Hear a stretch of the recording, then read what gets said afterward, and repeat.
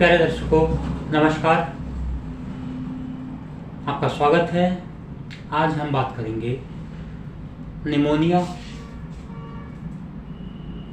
के लक्षण और उसके होम्योपैथिक इलाज के बारे में।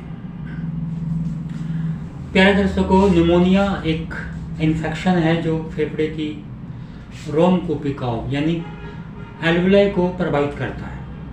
फेफड़े के अंदर सबसे छोटी इकाई होती है जहां ऑक्सीजन का आदान प्रदान होता है, उस हिस्से के अंदर इन्फेक्शन हो जाता है और उसके अंदर कफ या म्यूकस जमा हो जाती है। इसके लक्षण ज़्यादातर होते हैं बुखार आता है, खांसी होती है, सीने में दर्द होता है और सांस लेने में परेशानी होती है। लक्षणों के अनुसार इसका ट्रीटमेंट करने के लिए होम्योपैथिक में कई सारी मेडिसिन हैं। अगर मरीज को उल्टी आने का मन हो रहा होता है, खांसते खांसते उल्टी आ जाती है, उल्टी में काफ़ी सारा बलगम निकलता है, सांस लेने में परेशानी होती है, ऐसे मरीज को इपिकाप नामक दवाई लाभ करती है। ये लक्षण शुरुआती दौर में पाए जाते हैं। शुरुआती दौर में ही इपिकाप काम करती है।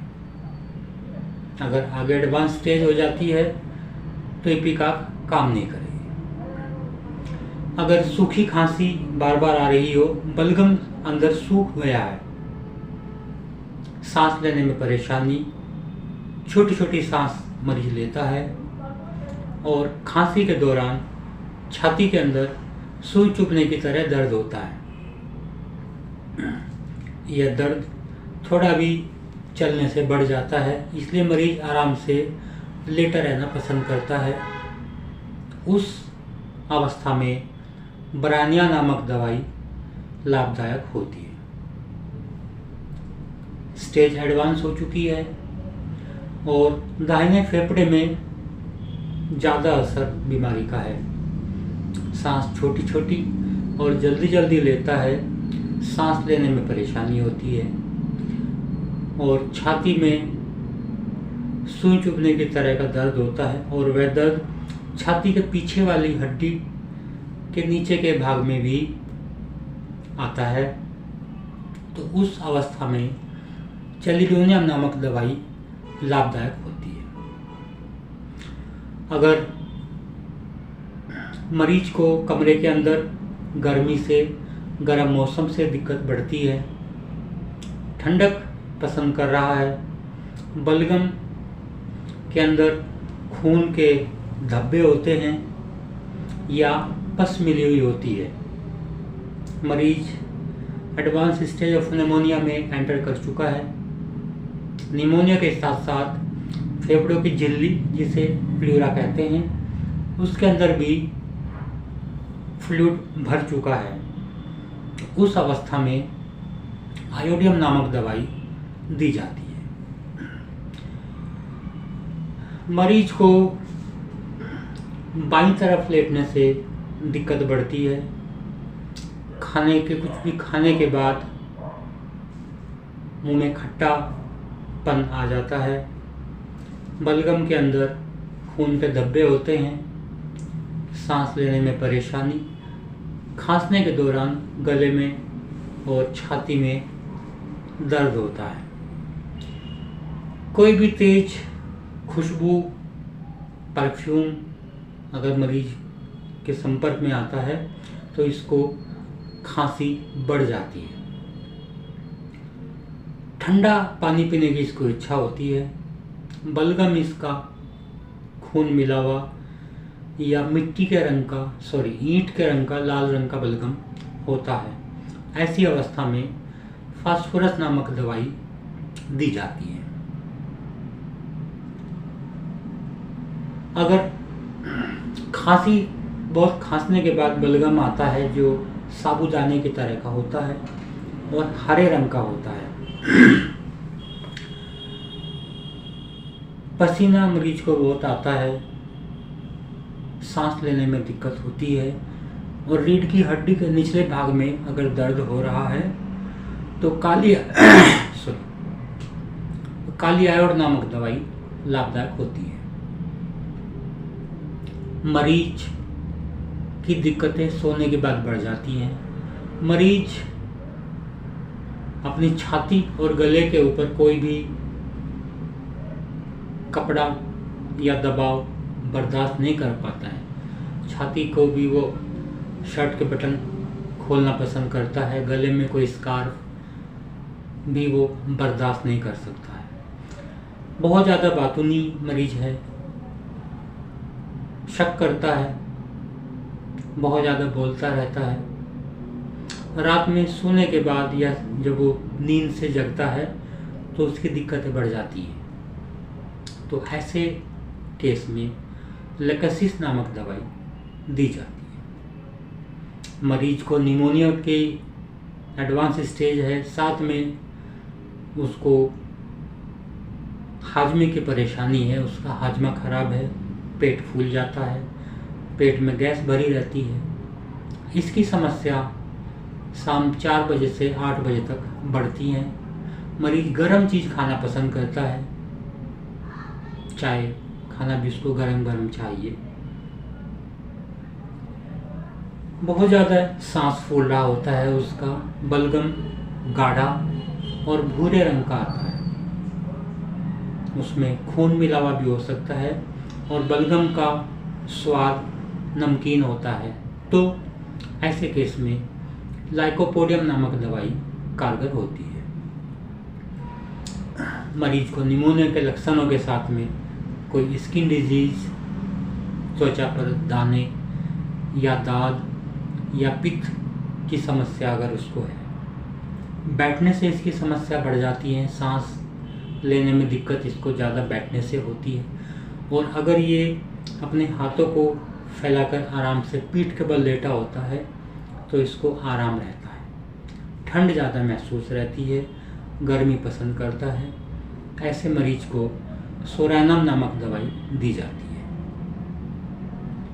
अगर मरीज को धूल मिट्टी से जुकाम हो गया, छींकें बहुत आ रही हैं, फिर वो धीरे धीरे अंदर जाकर निमोनिया का रूप ले लेता है।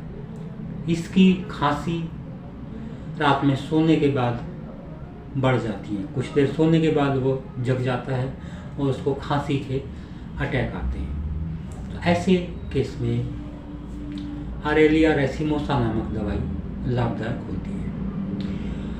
मरीज को अगर उल्टी आने को हो रही है, उसका जी खराब है, साथ में उसका दिल कमज़ोर महसूस होता है, उल्टी आती है, चक्कर आते हैं, घुटनों में दर्द है, धीरे धीरे अगर वो चलता है तो उसको दिक्कत बढ़ जाती है, या कोई मेहनत का काम करता है तो दिक्कत बढ़ जाती है। अगर वो तेज गति से चलता है तो उसको आराम मिलता है। ऐसे केस में लोबेलिया नामक दवाई कारगर होती है। मरीज को रात को सोने के बाद सांस बंद हो जाता है और बीच बीच में देर तक सूखी खांसी आती है, बहुत देर खांसने के बाद थोड़ा सा बलगम निकलता है, मरीज का रंग नीला पड़ जाता है, बलगम बहुत गाढ़ा चिपचिपा गले में अटका रहता है, बड़ी मुश्किल से निकलता है। ऐसे केस में सैम्युकस नामक दवाई लाभदायक होती है। मरीज पुराना निमोनिया का है, उसको एडवांस स्टेज आ चुकी है,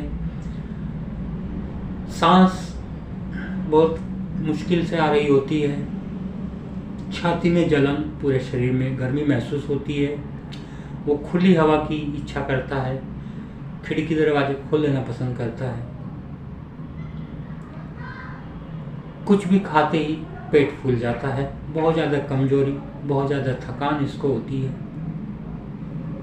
तो कार्बोवेज नामक दवाई उसको दी जाती है। अगर दमा के मरीज को निमोनिया के मरीज को रात में बार बार पेशाब जाना पड़ रहा है। और इसकी शुरुआत धूल मिट्टी से या पौधों के परागकण से या पौधों के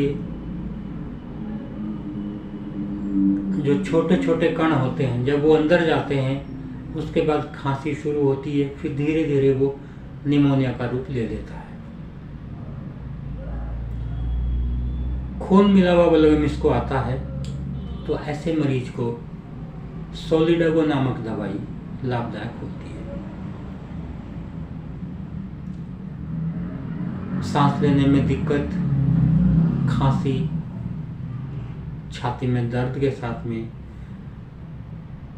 हिस्ट्री मिलती है कि मरीज मानसिक काम ज़्यादा करता है, मेहनत कम करता है, बहुत सारी दवाइयाँ वो खाता रहता है, इससे उसका इम्यून सिस्टम कमज़ोर हो चुका है, बहुत ज़्यादा चिड़चिड़ा, बहुत ज़्यादा गुस्से वाला, ठंड ज़्यादा महसूस करता है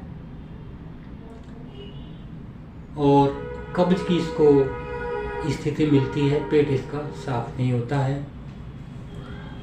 सांस रुक रुक कर आती है, बलगम बहुत चिपचिपा गाढ़ा निकलता है। ऐसे मरीज को नक्सोमिका नामक दवाई दी जाती है। अगर निमोनिया के साथ में दिल में धड़कन उसकी बढ़ी रहती है, बहुत तेज तेज दिल धड़कता रहता है, तो उसको कैक्टस नामक दवाई दी जाती है। अगर निमोनिया के मरीज को किडनी में कोई समस्या आ चुकी है और यूरिन के अंदर बहुत सारे सॉलिड्स ज़्यादा मात्रा में आ रहे होते हैं, यानी यूरिन गाढ़ा चिपचिपा आता है,